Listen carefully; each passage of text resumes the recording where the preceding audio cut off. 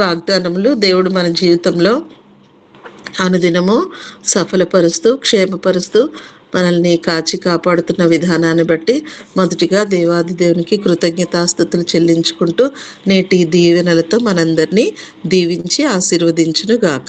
Amen amen. కూడి వచ్చినందరికీ మరొకసారి పేరు పేరున వందనాలండి. రండి, మరి ఆలస్యం చేయకుండా సమయాన్ని దైవ సేవకులకి ఇద్దాము. ఈరోజు మనకి వాక్య సందేశాన్ని పులుకూరి ఇమానియల్ పాస్టర్ గారు అందజేస్తారు. సమయాన్ని పాస్టర్ గారికి ఇద్దాము. అయ్యగారండి, వందనాలు. 6:10 వరకు మీకు సమయం ఉంటుంది. వాక్య సందేశాన్ని అందజేయవలసిందిగా ఆహ్వానము. అమ్మగారిని వందనాలు. వందనాలండి. దేవుని నామానికి మహిమ ఘనత ప్రభావములు కలుగునుగాక. చారోచన మీ అందరికీ కూడా ప్రభునామములో శుభాభివందనాలు తెలియజేస్తూ ఉన్నా. ఈ దినముకై ఏర్పాట్లు చేయబడిన లేఖన భాగముల నుండి యోనా గ్రంథం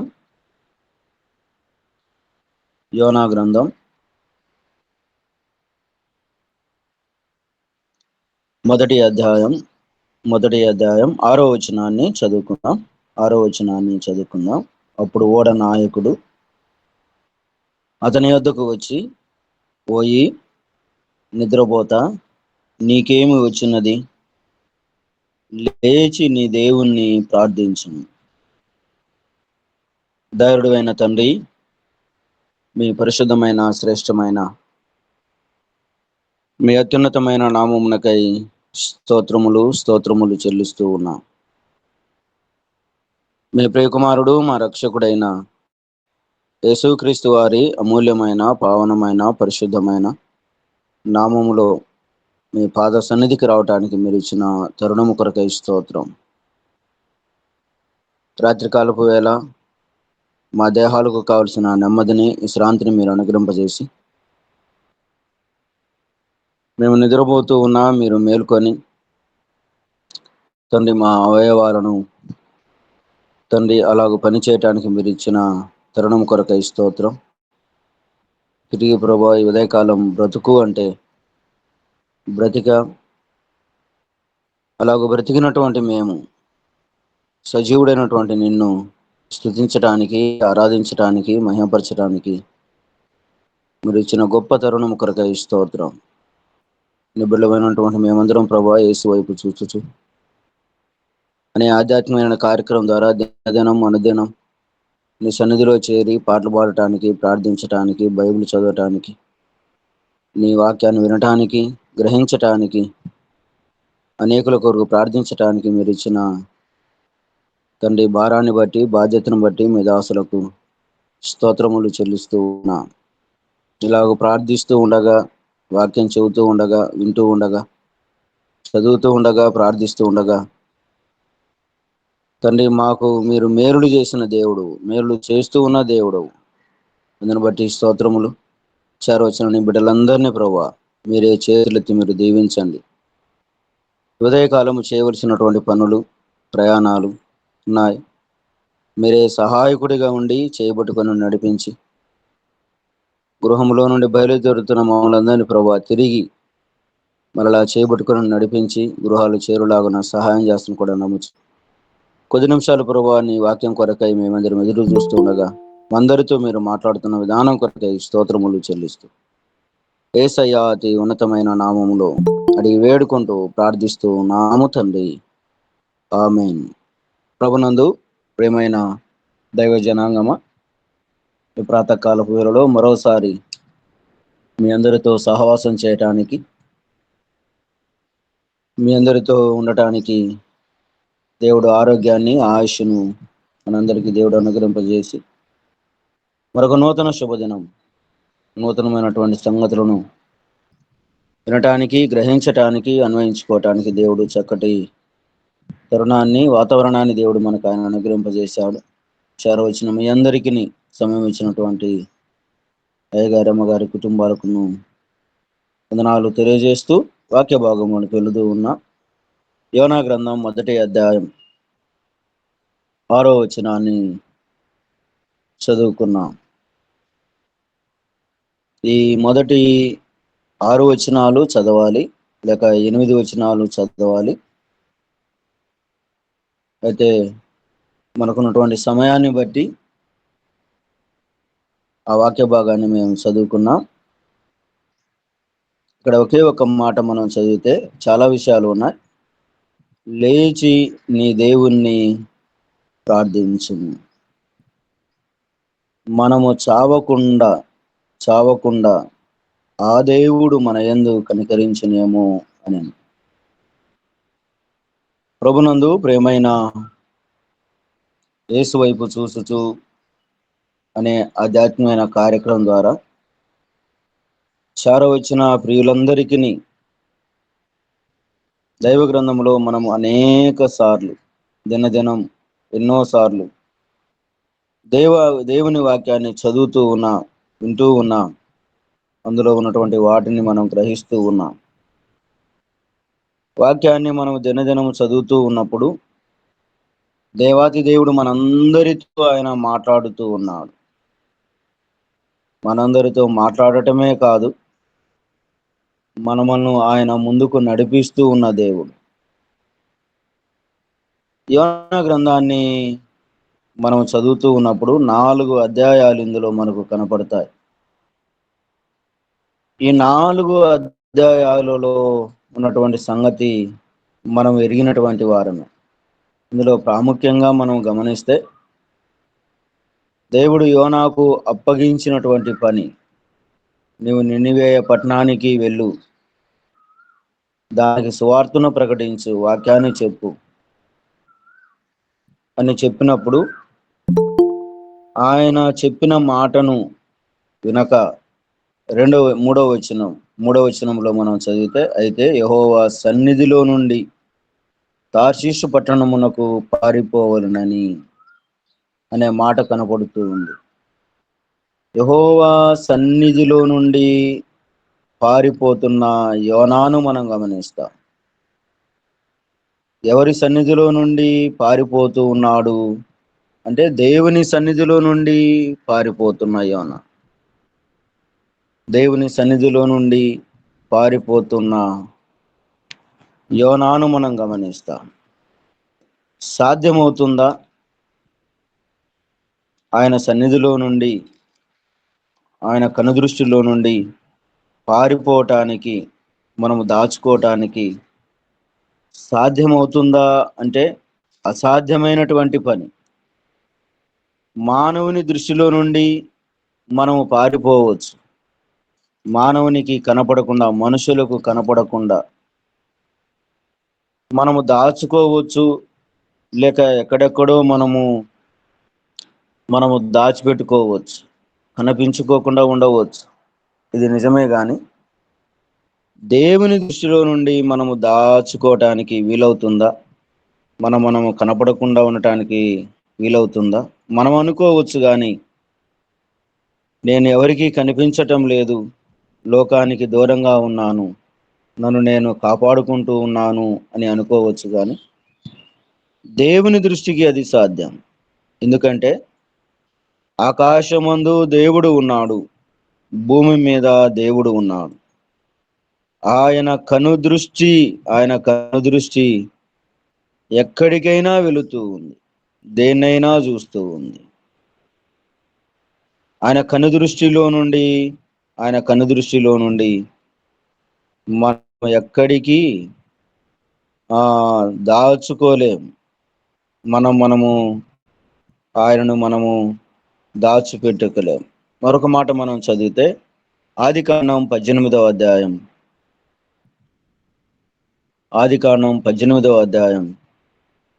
22వ వచనాన్ని మనం చదివితే ఆ మనుషులు అక్కడి నుండి తిరిగి సొదొమ వైపు వెళ్ళిరి. అబ్రహాము ఇంకా యెహోవా సన్నిధిన నిలుచుండెను.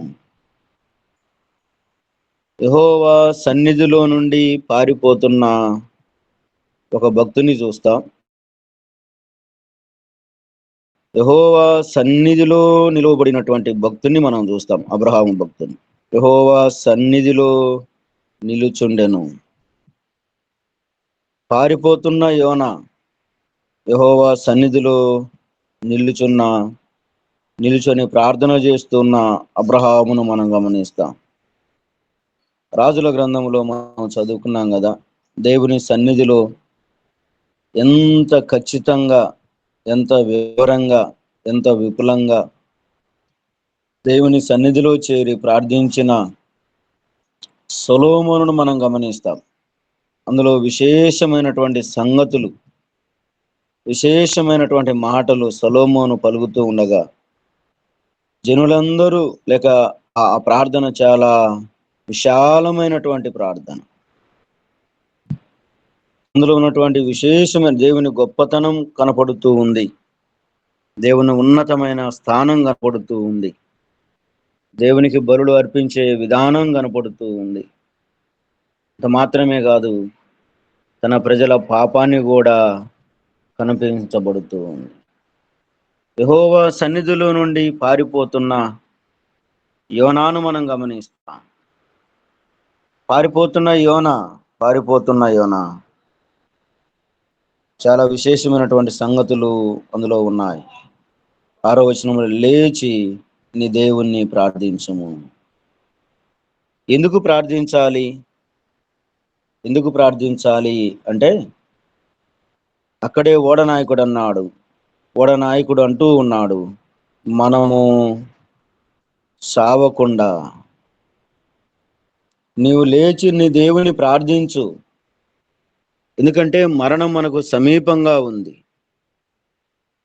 భూమి మీద మనం ఉంటే ఒకవేళ అటు ఇటు పరిగెత్తి మన ప్రాణాలను మనం దక్కించుకోవచ్చు. మనం ఎక్కడ ఉన్నాం?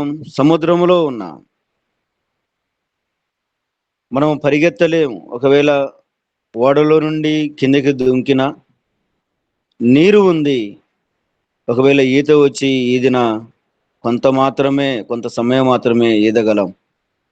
తిరిగి మనకు శక్తి ఉండదు, బలం ఉండదు, నిరసించిపోతాం. ఏది ఏమైనా మనకు మరణం ఉంది, చావు ఉంది. మనము చావకుండా ఉండాలి అంటే ఏం చేయాలి అంటే, లేచి నీ దేవుణ్ణి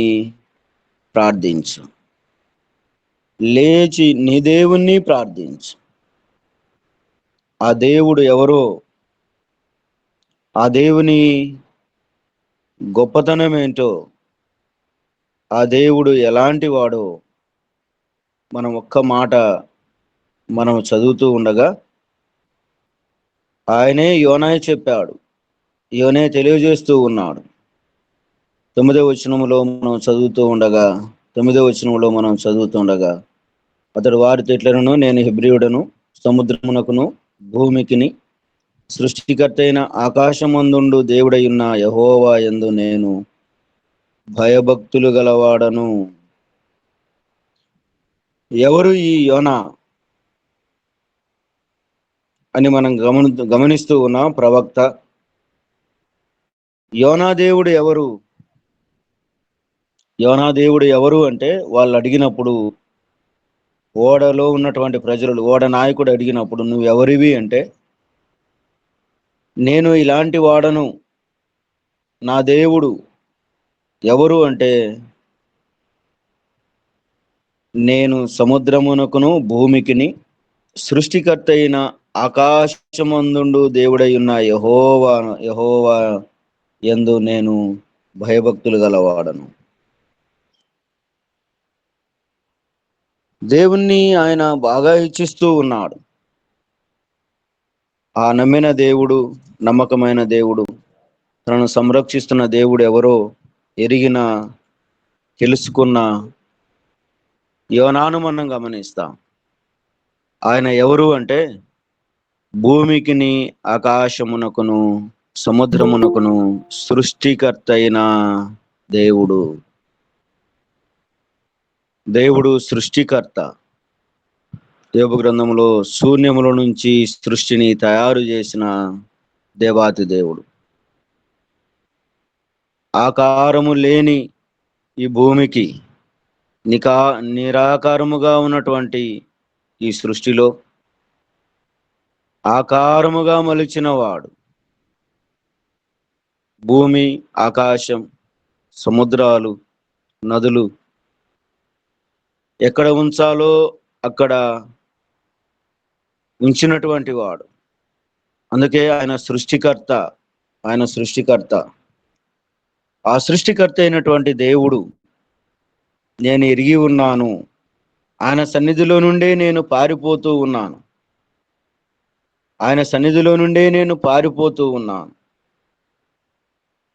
అడుగు భాగములో ఉన్న యోనాను ఓడ నాయకుడు చూశాడు.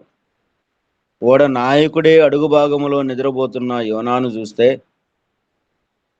ఈ లోకాన్ని నిర్మించిన దేవుడు, సృష్టికర్త అయినటువంటి దేవుడు, ఆయన కనుదృష్టిలో నుండి ఏది మరుగైనటువంటిది లేదు అని చెప్పినటువంటి దేవుడు, ఆయన కనుదృష్టి నుంచి ఎక్కడికి పారిపోగలం, ఎక్కడ దాచుకోగలం, ఎక్కడ మనం దాగి ఉండగలం?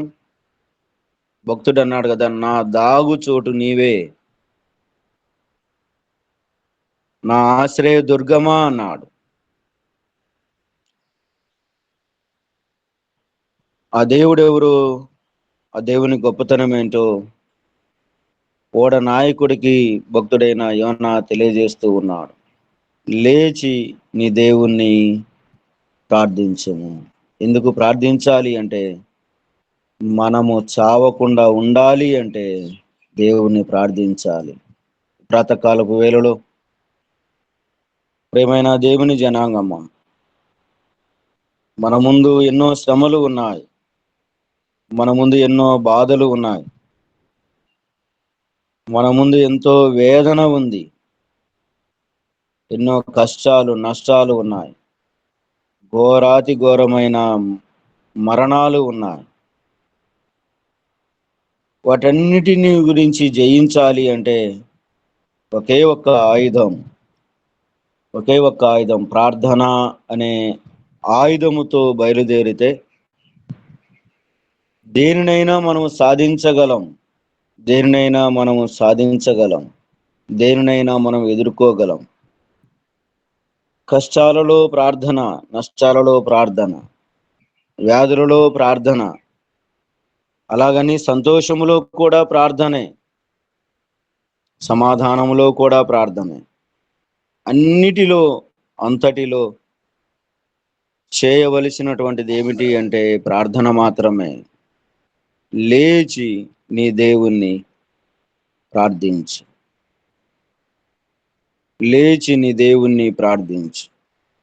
చాలా విషయాలు ఉన్నాయి. ఒక మాట మీకు నేను జ్ఞాపకం చేస్తాను. 2వ దినవృత్తాంతముల గ్రంథం 29వ అధ్యాయం. 2వ దినవృత్తాంతముల గ్రంథం 29వ అధ్యాయములో నుండి కొన్ని విషయాలను మనము ధ్యానం చేసుకుందాం, వాక్యానికి సహాయకరంగా. 29వ అధ్యాయములో హిజ్కియా ఏలన ఆరంభించినప్పుడు 22 ఏళ్ల వాడై 29 సంవత్సరములు యెరూషలేమును ఏలును. అతని తల్లి జకరియా కుమార్తె, ఆమె పేరు అబియా. అతడు తన పితరుడగు దావీదు చర్య ప్రకారం యెహోవా దృష్టికి యథార్థముగా ప్రవర్తించాను. అతడు తన ఏలుబడి యందు మొదటి సంవత్సరమున మొదటి నెలలో యెహోవా మందిరపు తలుపులను తెరిచి వాటిని బాగు చేసెను. ఈ మాట మనం చదువుతూ ఉన్నప్పుడు, ఈ వాక్యాన్ని మనం చదువుతూ ఉన్నప్పుడు కొన్ని విషయాలు మనకు అర్థం కావాలి. వాక్యాన్ని మనం ధ్యానం చేస్తూ ఉన్నప్పుడు, చదువుతూ ఉన్నప్పుడు ఆ విషయాలు ఏంటో మనం గ్రహించే వారిగా మనం ఉండాలి. మందిరపు తలుపులు తెరిచి వాటిని బాగు చేశాడు. దానికంటే ముందుగా కొన్ని విషయాలు మనం ఆలోచన చేస్తే, హిజ్కియా రాజయ్యాడు. రాజైన వాడు ఎక్కడ ఉండాలి అంటే రాజ్యములో ఉండాలి, పరిపాలన చేయాలి, మంచి విషయాలే,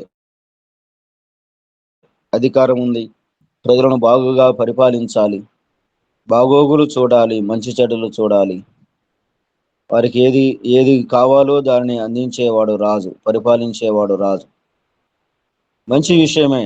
కానీ రాజైన తర్వాత రాజ్యాన్ని పరిపాలన చేస్తూ ఉన్నప్పుడు రాజైన హిజ్కియా ఏం చేశాడు అంటే ఆయన దేవుని మందిరము దగ్గరికి రావటం మనం గమనిస్తాం. దేవుని మందిరము దగ్గరికి రావటం మనం గమనిస్తాం. మందిరము దగ్గరికి ఎందుకు వచ్చాడు అంటే తలుపులు తెరవటానికి వచ్చాడు. మందిరపు తలుపులు తెరవటానికి వచ్చాడు.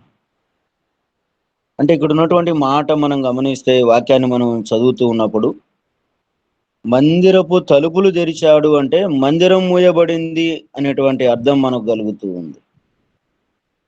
మందిరం మూయబడింది. పై వచనాన్ని ఒక్కసారి చదవండి. పై వచనాన్ని మనము ఒక్కసారి మనం చదివితే 18వ అధ్యాయం 28వ అధ్యాయంలోనే దినవృత్తాంతముల గ్రంథం 28వ అధ్యాయంలోనే మనం చదివితే 24వ వచనంలో చదివితే అహాజు దేవుని మందిరపు తలుపులను సమకూర్చి వాటిని తెగగొట్టించి యెహోవా మందిరపు తలుపులను మూసివేసించి యెరూషలేము అంతటా బలిపీఠములను కట్టించెను. దేవునికి స్తోత్రం. ఇక్కడ ఒక చక్కటి మాటను మనం చదువుతాం. దేవుని దాసులు చదువుతుండగా మనం విన్నా ఆ మాటను మరోసారి నేను జ్ఞాపకం చేస్తూ ఉన్నాను. 24వ వచనంలో యెహోవా మందిరపు తలుపులను మూసివేయించెను. మందిరాన్ని ఏం చేశాడంటే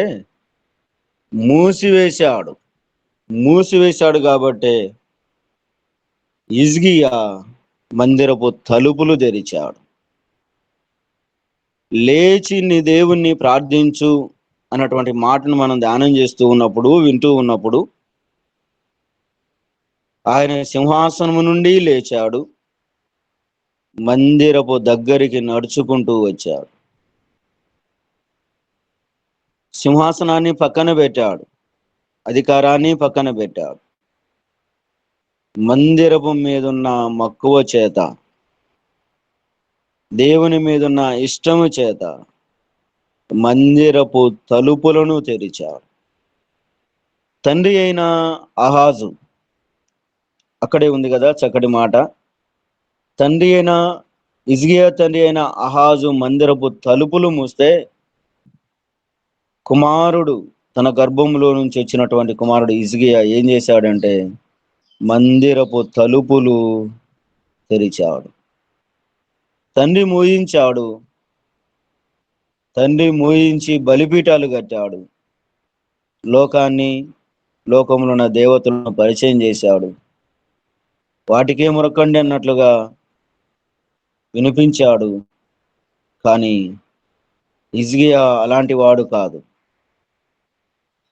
తాను నమ్మిన దేవుడు, పరిపాలన అందించినటువంటి దేవుడు, అధికారాన్ని ఇచ్చిన దేవుడు, దేవుణ్ణి మర్చిపోక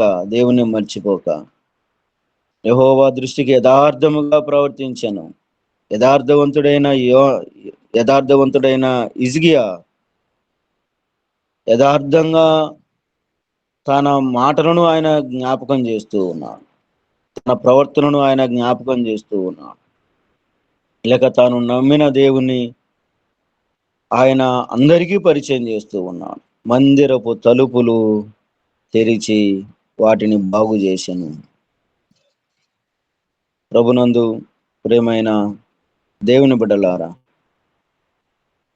లేచి ప్రార్థించాలి, లేచి పని చేయాలి, లేచి ఆగిపోయిన పనులను ప్రారంభిస్తే దేవుడు అట్టి కార్యాలను ఆయన సఫలము చేయగలిగినటువంటి వాడు. మూయబడ్డాయి. కుమారుడైన హిజ్కియా తెరవబడ్డాడు, మందిరపు తలుపులు తెరిచాడు, బాగు చేశాడు. అలాగూ ఆ విషయాలను మనము గమనిస్తూ ఉన్నాం.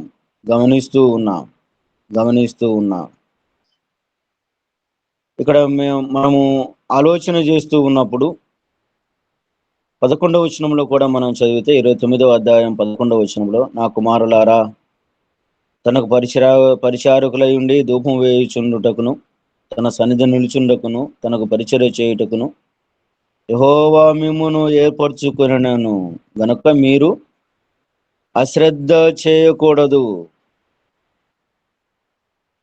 ఏ పనైనా అశ్రద్ధ చేయవచ్చునేమో కానీ దేవుని పనిని అశ్రద్ధ చేయకూడదు. అశ్రద్ధ చేస్తే దానికి కలిగినటువంటి ప్రతిఫలాలను కూడా అనుభవించక మానం. దానికి చక్కటి ఉదాహరణ యోనా మాత్రమే. పని చేయవలసినటువంటి వాడు, ప్రార్థించవలసినటువంటి వాడు, పంపబడినటువంటి వాడు వెళ్ళకుండా, వెళ్ళే స్థలములోనికి, వెళ్ళే ప్రాంతంలోనికి వెళ్ళకుండా మరొక ప్రాంతానికి తీర్మానం చేసుకొని వెళుతూ ఉన్నాడు. గొప్ప ఉపద్రవం కలిగింది. ప్రకటించవలసినటువంటి వాడు ప్రకటించకుండా నిద్రపోతూ ఉన్నాడు. ప్రార్థించవలసినటువంటి వాడు పడుకొని నిద్రపోతూ ఉన్నాడు. దానికి ప్రతిఫలంగా ఓడనాయకుడు అన్నాడు, ఓయి నిద్రపోతా.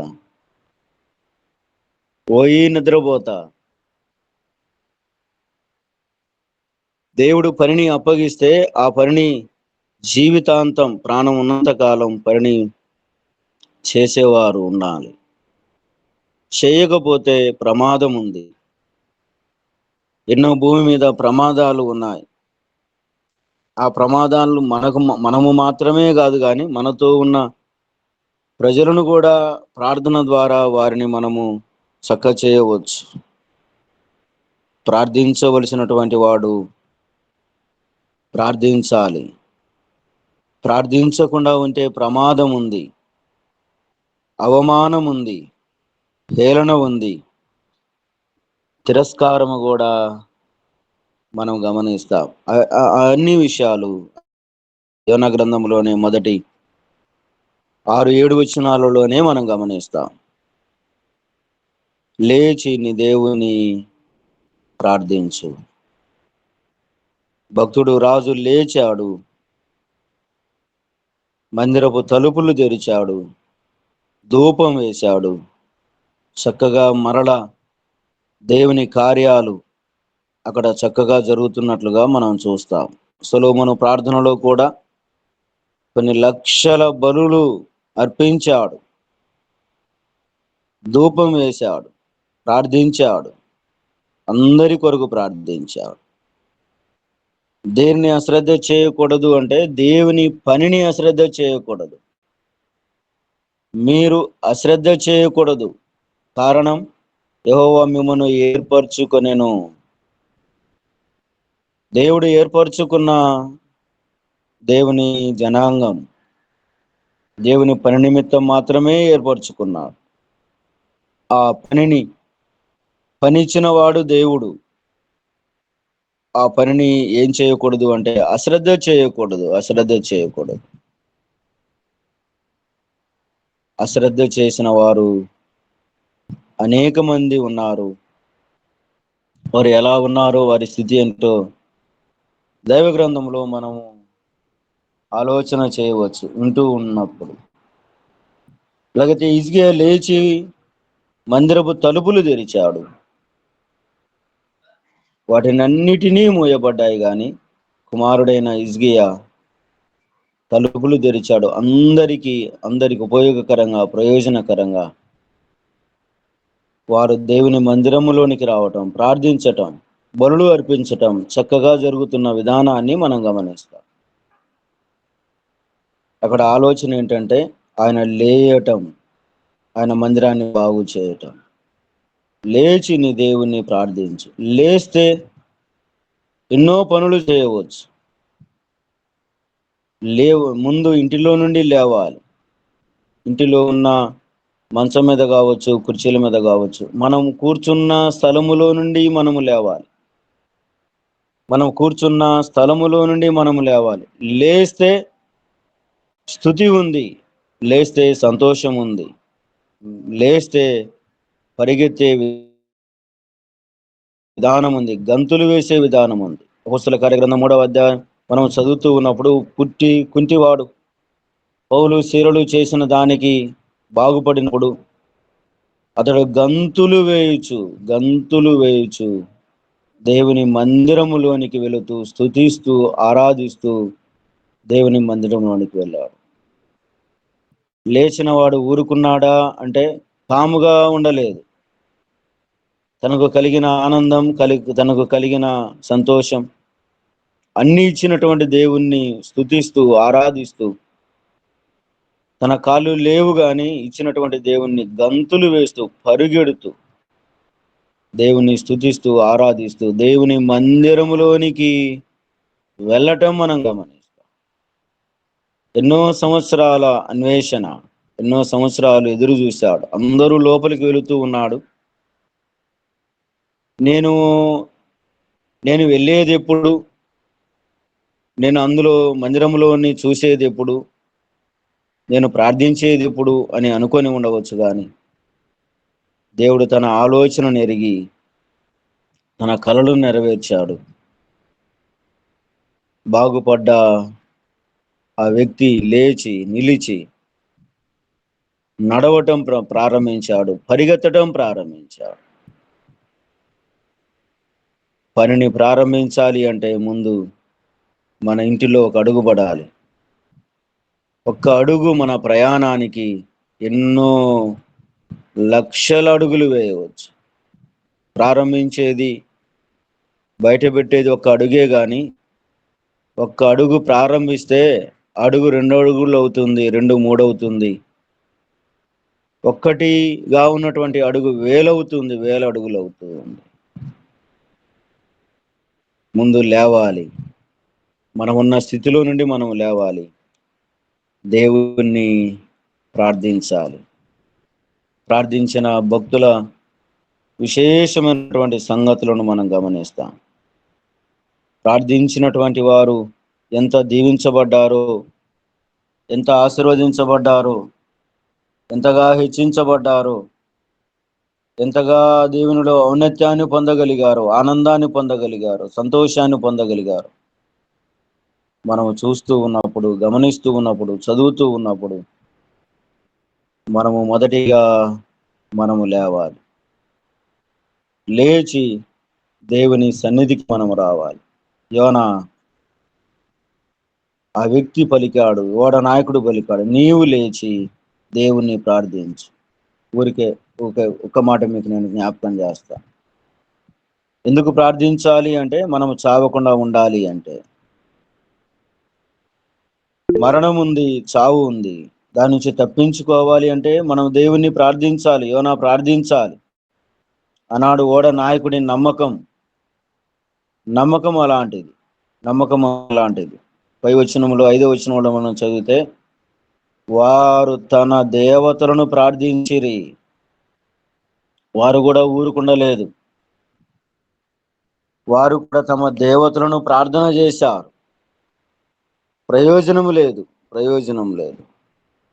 కానీ నీవైనా ప్రార్థన చేయి. ఒకవేళ నీ దేవుడు మనల్ని అందరినీ రక్షించునేమో, కాపాడునేమో అని ఓడ నాయకుడు నిద్రపోతున్న యోనాను లేపటం మనం గమనిస్తాం. ప్రభునందు ప్రియమైన దేవుని బిడ్డలారా, ఈ ప్రాతకాలపు వేళలో మరి విశేషంగా నమ్మిన మనకు దేవుడు అప్పగించినటువంటి పని చాలా గొప్ప పని. ఆ పనిని మనము సక్రమంగా చేయాలి అంటే, మన పనులను మనము సక్రమంగా చేయాలి అంటే ముందుగా ప్రప్రదంగా ప్రార్థించాలి అంటే ముందుగా మనము లేవాలి. ముందుగా లేచి దేవుణ్ణి ప్రార్థిస్తూ ఉన్నప్పుడు ప్రార్థన ఆలకించువాడు ఆయన.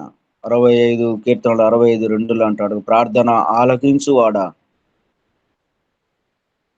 దేవుడు ప్రార్థన ఆలకించువాడు.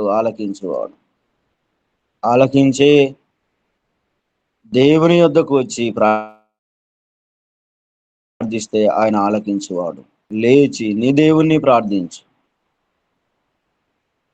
మారుమూల ప్రాంతములు ఉన్న పల్లెటూరు మొదలుకొని మహా పట్టణాలు, విస్తరించినటువంటి దేశాల కొరకే ప్రార్థించే భాగ్యాన్ని, ప్రార్థించే ఆ తరుణాన్ని దేవుడు మనకు అల్పులమైన మనకు ఆయన ఇచ్చారు. ఏ దేశము వెళ్ళలేం, ప్రయాణం చేయలేం, కానీ అన్ని దేశాల కొరకు ప్రార్థించే భాగ్యాన్ని దేవుడు మనకి ఇచ్చారు. మన ఇంటిలోనే, మనము నివసిస్తున్న ఇంటిలోనే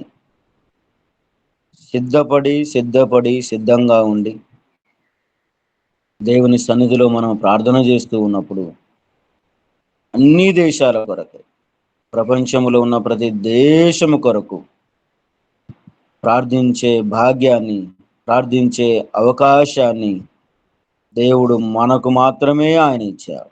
నమ్మిన మనకు మాత్రమే ఇచ్చాడు. ప్రార్థించాలి, లేచి నీ దేవుని ప్రార్థించాలి. ఉపద్రవం ఉంది, ప్రమాదం ఉంది, మరణం ఉంది. వాటిలో నుండి తప్పించాలి అంటే, దూరం కావాలి అంటే ఏకైక మార్గం ప్రార్థనే. ఓడ నాయకుడు తమను తాము రక్షించుకోవటానికి ఎన్నో ప్రయత్నాలు చేశారు. దేవులను ప్రార్థించారు. అందులో ఉన్న సరుకులను సముద్రంలో పడవేశారు తేలిక చేయడానికి. సముద్రంలో ఉన్న ఆ ఓడను సులకన చేశారు. మాత్రమే కాదు, దరికి రావటానికి తెడ్లు వేశారు. కానీ వారి ప్రయత్నాలన్నీ విఫలమైపోయాయి. ఇక మా పని అయిపోయింది అనుకున్నారు. అందుకే లేచి నీ దేవుని ప్రార్థించు, నీ దేవుడైనా రక్షిస్తాడేమో, నీ దేవుడైనా మన ప్రాణాలు పోకుండా కాపాడుతాడేమో. లేచి నువ్వు ముందుగా ప్రార్థించు, నీ ద్వారానైనా మేము రక్షించుకుంటాం, మా ప్రాణాలు దక్కుతుంది అన్నటువంటి ఆశ ఓడ నాయకుడు కలిగి ఉన్నాడు. క్రీస్తునందు ప్రియమైన దేవుని బిడ్డలారా, మనము ప్రార్థించాలి, ప్రార్థిస్తూనే ఉండాలి, ప్రార్థన చేస్తూనే ఉండాలి, ప్రార్థిస్తూనే ఉండాలి. ఒక మాట మనం చదువుతూ ఉన్నప్పుడు, దైవ గ్రంథంలో నుండే మనం చదువుతూ ఉన్నప్పుడు, దేవుడు ఎంతవరకు మనము ప్రార్థిస్తూ ఉన్నామో, లేక ఒక మాట ముందు చెప్పి తర్వాత వాక్యంలోనికి వెళదాం. ఆఖరిగా అపోస్తల కార్యగ్రంథం 16వ అధ్యాయం మనం చదివితే 13వ వచనములో నదీ తీరమున కూర్చున్న లుదియాను మనం గమనిస్తాం. లేచింది, దాటి నదీ తీరమున ప్రార్థన జరుగుననుకొని అక్కడికి వచ్చి కూర్చుండి కూడి వచ్చిన స్త్రీలతో మాట్లాడుచుంటిమి. ఆమె హృదయాన్ని ప్రభు ఆమె హృదయము తెరిచెను గనుక పౌలు చెప్పిన మాటల లక్ష్యముంచెను. దేవునికి స్తోత్రం. ఆమె కూర్చుంది అంటే ఆమె ముందుగా లేచింది, నడిచింది, కూర్చున్నది. తనున్న ప్రదేశంలో నుండి లేచింది, నడుచుకుంటూ వచ్చింది. నదీ తీరమున ప్రార్థన జరుగుతూ ఉండగా ఆమె కూర్చుంది. ఇంత ప్రయాసపడినటువంటి ఆమెకు ప్రతిఫలం ఏంటి? వాక్యం వినే భాగ్యాన్ని దేవుడు అనుగ్రహింపజేశాడు. పరిశుద్ధాత్మ దేవుడు ఆమె హృదయాన్ని తెరిచాడు. వాక్యం అర్థమయ్యింది, వాక్యాన్ని ఎరిగింది, సత్యాన్ని ఎరిగింది. ఆమె హృదయాన్ని తెరిచాడు దేవుడు. నమ్మింది. దేవుని యందు భయభక్తులు కలిగి ప్రభువుకు పరిచర్య చేసేవారిగా, శిష్యులకు పరిచర్య చేసేవారిగా కనపడుతూ ఉంది. ఆమె కూర్చున్నది. లేచిన వారు నడవాలి, నడిచిన వారు కూర్చోవాలి. కూర్చుంటే ప్రభు కార్యాలను ఆయన జరిగిస్తాడు. లేచి నీ దేవుణ్ణి ప్రార్థించు. నిద్రమత్తులో ఉండక, లేక దేవునికి దూరంగా ఉండక, నమ్మిన మన దేవుణ్ణి నమ్మకమైన మన దేవుని నమ్మకంగా దేవుని సన్నిధిలో మనం ప్రార్థన చేస్తే దేవుడు మన ప్రార్థన వింటాడు. చాలా విషయాలు యోన గ్రంథంలో మనం ధ్యానం చేయవచ్చు. ప్రప్రదంగా లేచి దేవుణ్ణి ప్రార్థించాలి. ప్రార్థిస్తే పనులను ఆయన సఫలం చేస్తాడు. సొలొమోను భక్తుడు ప్రార్థన చేశాడు, ఆ పనులన్నీ జరిగించాడు. లేచి మందిరపు తలుపులు తెరిచాడు, మూయబడిన మందిరపు తలుపులు తెరిచాడు. అనేకులకు ప్రయోజనకరంగా ఈజీగా యథార్థంగా జీవించగలిగాడు. యథార్థవంతుడైనటువంటి దేవుణ్ణి లేచి ప్రార్థిస్తూ ఉన్నప్పుడు, అనేకుల కొరకు ప్రార్థిస్తూ ఉన్నప్పుడు కార్యాలను ఆయన సఫలం చేస్తాడు. ప్రార్థించవలసినటువంటి భారం మన మీద ఉంది. ప్రార్థించవలసినటువంటి బాధ్యత మన మీద ఉంది. దాన్ని మరొక మనం ప్రార్థిస్తూ ఉన్నప్పుడు దేవుడు తన కార్యాలను ఆయన జరిగిస్తాడు. దేశం కొరకు, రాష్ట్రాల కొరకు, పట్టణాల కొరకు, గ్రామాల కొరకు మనం ప్రార్థిస్తే దేవుడు వాటికి క్షేమాన్ని, సౌఖ్యాన్ని దేవుడిస్తాడు. ప్రార్థిస్తున్న మనమును కూడా దేవుడు ఆశీర్వదిస్తాడు. అట్టి కృప దేవాది దేవుడు జూములో ఉన్న వారందరికీ దేవుడు సహాయం చేయునుగాక. ఆమేన్, ఆమేన్. సమయం ఇచ్చినటువంటి దైవజనుల కుటుంబాలకు నిన్న మీకందరికీ ప్రభునామములు వందనాలు తెలియజేస్తూ నా మాట నేను ముగిస్తూ ఉన్నాను. వందనాలండి. వందనాలు అమ్మగారు. Amen, amen. చాలా చాలా వందనాలండి. మరి నేర్చుకొనుటకు ఆయన యొద్ద మనం కూర్చోవాలి. అప్పుడు ఆయన మనకి అనేక సంగతులు తెలియజేస్తారు. అప్పుడు మనం ప్రార్థన ఎట్టి రీతిగా చేయాలి, ఏ అంశాల కొరకు చేయాలి, ఆయన సన్నిధిలో మనం ఎలా ఉండాలి, అన్ని విషయాలు దేవుడు మనకి బోధిస్తాడు. ఆయన మంచి బోధకుడు కాబట్టి అనుదినము ఆయన వైపు చూచుచు మనము ఉదయాన్నే మరి వేకువజామున వస్తున్నాము. మనకి అనేక సంగతులు బోధపరుస్తూ ఉన్నారు. ఇట్టి దేవుని కలిగిన మనము ధన్యులము. మంచి శ్రేష్టమైనటువంటి వాక్యాన్ని చెప్పిన పులుకూరి ఇమానియల్ పాస్టర్ గారికి వందనాలు. వాక్య ఫలింపు కొరకు మన మధ్యలో శాంతకుమార్ గారు ఉన్నారు, ప్రార్థన చేస్తారు. పరిశుద్ధుడా, ప్రేమ నమ్మకం గల నా తండ్రి, జీవం గల మా ప్రభా, వందనాలు స్తోత్రాలు చెల్లించుకుంటున్నాం తండ్రి. నేను ప్రాతకాల సమయంలో మీ సన్నిధానంలో ప్రభా సమూహముగా కూడిన తండ్రి మిమ్మల్ని స్థించడానికి, మిమ్మల్ని ఆరాధించడానికి సజీవు లెక్కలో మాకు ఇచ్చిన చక్కటి సమయాన్ని బట్టి వందనాలు స్తోత్రాలు. అవును ప్రభా, రాత్రి సమయంలో ప్రభా మేము చక్కటి నిద్రను, చక్కటి విశ్రాంతి దయచేసినారు. కానీ ప్రభా మేము ప్రాతకాలం లేచిన తండ్రి మీ పాదస్థానం లేకొచ్చి ఉన్నాము తండ్రి. అవును ప్రభా, ఎందు నిమిత్తం వచ్చినా మీ బాటంగా తెలుసుకుంది ప్రభా తండ్రి. నాన్న మీ దాసుల ద్వారా చక్కటి వాక్య భాగాలు మా ముందు ఉంచుతున్నారు తండ్రి. అవును ప్రభా, మేము ఏ స్థితిలో ఉన్నామో ప్రభా వాక్యం ద్వారా మేము పరీక్షించుకొని నా తండ్రి మా హృదయాలు సరి చేసుకొని ప్రభావ మేము లేచిన తండ్రి మీరు మాకు అప్పగించినటువంటి బాధ్యతలు, ఆత్మీయ జీవిత ప్రయాణంలో మేము ఎదగవలసినటువంటి మార్గంలో మేము చేయవలసిన పనులు ప్రభావ మీరు మాకు జ్ఞాపకం చేసిన తండ్రి. మేము లేచిన తండ్రి మా యొక్క జీవిత ప్రయాణంలో వాటిని తండ్రి ప్రార్థనా పూర్వకంగా నెరవేర్చుకునటానికి నా తండ్రి మిమ్మల్ని సంతోషపరచడానికి నా తండ్రి మీ కౌగులిలో మేము ప్రభావ తండ్రి నాకు తృప్తిగా ప్రభావం సంతోషించి గుణపరచడానికి ప్రభావ మాకు ప్రభావ చక్కటి వాక్య భాగాలు ప్రభావ హెచ్చరికలు మాకు దయచేసినారు. వందనాలు స్తోత్రాలు. ఇంకను ప్రభావ మేము వాక్యము ద్వారా వాక్యమందు భయభక్తులు లేక నా తండ్రి ఆయన ఏ స్థితిలో మేము ఉన్నామో, ఏ పరిస్థితుల్లో మేము ప్రభావ కూర్చొని ఉన్నామో మాకే తెలియదు. కానీ ప్రభావ వాక్యం ద్వారా మీరు మాకు సెలవిచ్చినారు. స్తోత్రము తండ్రి. కావును ప్రభావ మేము లేచిన తండ్రి మా యొక్క జీవిత ప్రయాణంలో మీకు సంతోషకరమైనటువంటి, నమ్మకమైనటువంటి తండ్రి మీక పిలుబడులుగా, సాక్షి బిడ్డలుగా, ఇతరులకు మార్గదర్శులుగా మేము నడవటానికి మీ కృపాకార్యం మా పట్ల జరిగించండి, సాయం చేయండి. ప్రతి కుటుంబం యొక్క అవసరతను మీరు కృపలో తీర్చుతండి, సహాయం చేయండి. ప్రతి కుటుంబంలో ప్రభాతాన్ని ఇంకొను ప్రభాతాన్ని బలహీన స్థితిలో తండ్రి నాయన ఈ లోకాశులు, లోక సంబంధమైనటువంటి దుష్ట శక్తులతో సతమతం అవుతున్నా తండ్రి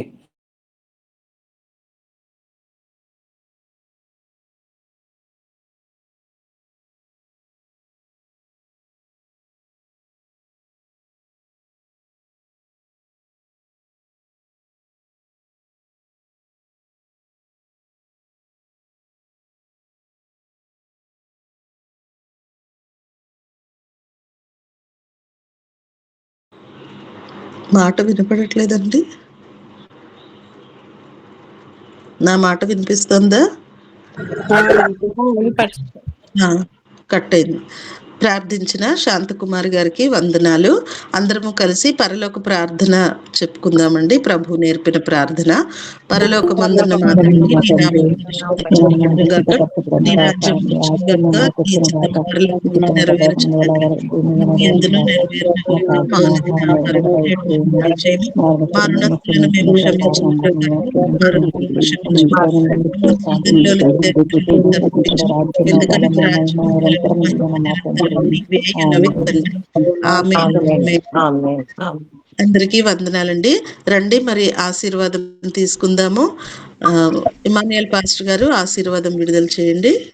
తండ్రి అయిన దేవుని ప్రేమయు, కుమారుడైన యేసుక్రీస్తు వారి కృపయు, పరిశుద్ధాత్మ దేవుని అన్యోన్య సహవాసం, యేసు వైపు చూస్తూ అనే ఆధ్యాత్మిక కార్యక్రమంలో పాలు పంచుకున్న ప్రతి ఒక్కరికి నడిపించబడుతున్నటువంటి వారందరికీ ఇప్పుడు ఎల్లప్పుడు సదాకాలము తోడైండి నడిపించును గాక. ఆమేన్.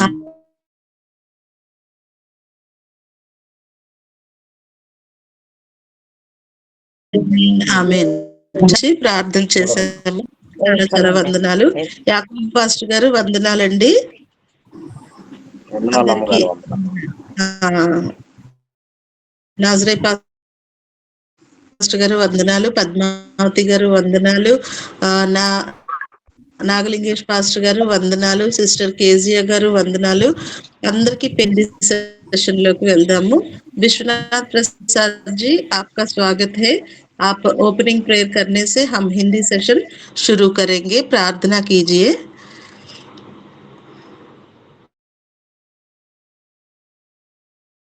आज जो भी शामिल हुए हैं सबको जय मसीह की। मैं विश्वनाथ प्रसाद जी प्रार्थना कीजिए। हे हमारे पिता सर्वशक्तिमान, पिता पुत्र पवित्र